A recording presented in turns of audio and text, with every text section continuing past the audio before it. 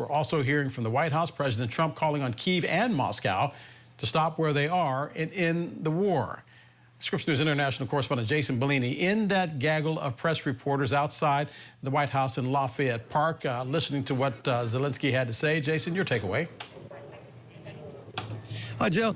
Well, one thing that I think was significant is that Zelenskyy said that the door was not closed to using, to the United States providing Tomahawk missiles.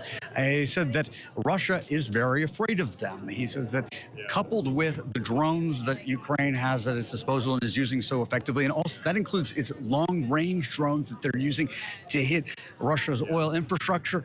If they had the Tomahawks, well, that is something for the Russians to be afraid of.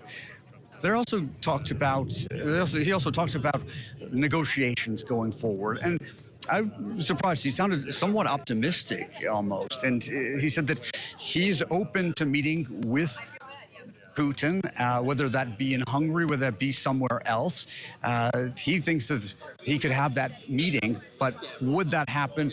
That was what was coming out of the Alaska summit a few months ago, but there was no meeting that materialized from that. So at the moment, what we're left with is no real clear answers on sort of the big questions heading into this summit, Del. Jason, it also seemed that Volodymyr Zelenskyy opened the door, or at least left open the door, to the possibility of land swaps in order for there to be an achievable peace. Is that what I heard, or rather what you heard?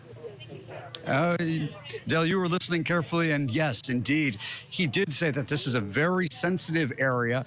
He's open to the idea, as he has always been, of right now freezing the lines effectively, and apparently that's what they discussed. That is what Trump wants, for them to freeze the lines right where we are. But that's basically takes us back to where we were just a few months ago, after the Alaska summit, when Trump was saying he wants the lines to be frozen where they currently are, and then they could negotiate, and then Putin rejected that.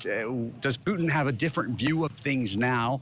Does he have a different view of things when there's the leverage of the U.S. potentially providing Tomahawk missiles to Ukraine, which Zelenskyy just said Putin fears?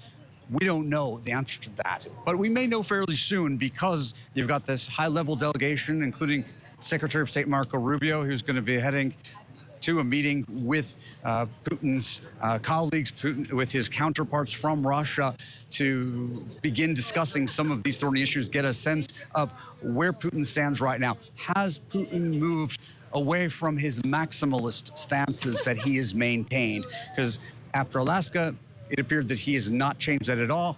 Has the situation changed now?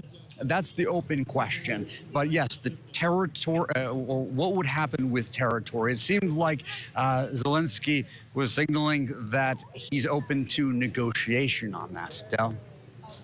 Jason, you have been covering this story since day one. It bears pointing out that when Russia invaded Ukraine, it was believed that they would roll into Kyiv possibly within a week, perhaps 2 weeks. The soldiers actually bought their dress uniforms for a victory parade, which never happened. Are you sensing now that the tide is turning, or at least it is a level playing field when it comes to Ukraine taking on really what was considered to be at that time the second largest superpower in the world behind the United States? So much has changed from those early days when Ukraine punched above its weight. And indeed, at the White House, they were predicting that Kyiv would fall to the Russians. Well, 3.5 years later, that hasn't happened, and Ukraine has become a powerhouse when it comes to making weaponry, specifically drones. In fact, one of the things Zelenskyy mentioned here is that they're in discussions. His people, he said, are in discussion with Trump's people about Ukraine working on a deal to provide Ukrainian drones to the U.S.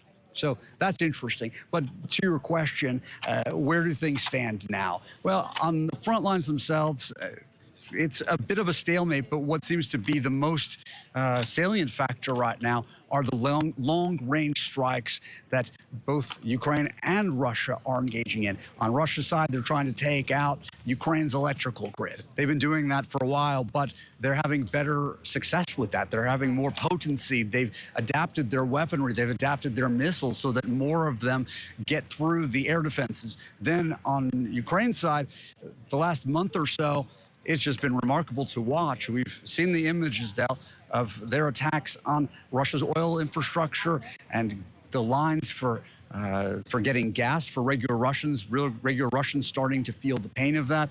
And on that level, Ukraine is at a different level now in terms of its ability to take the fight to Russia, not just defend itself, but to go on the offense. And that's why they want the Tomahawks, because that would put them in a different league. Yeah.